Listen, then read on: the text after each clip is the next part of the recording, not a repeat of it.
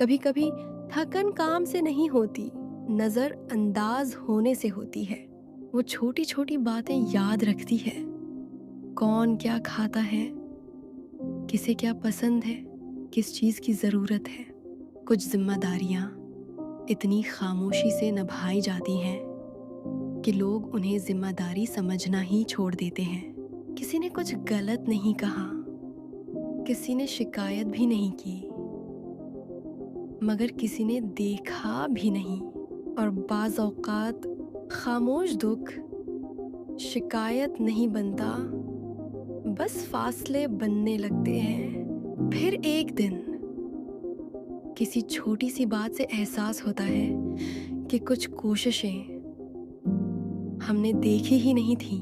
मोहब्बत हमेशा खास मौक़ों पर नहीं होती, कभी कभी रोज़मर्रा की छोटी बातों में भी होती है।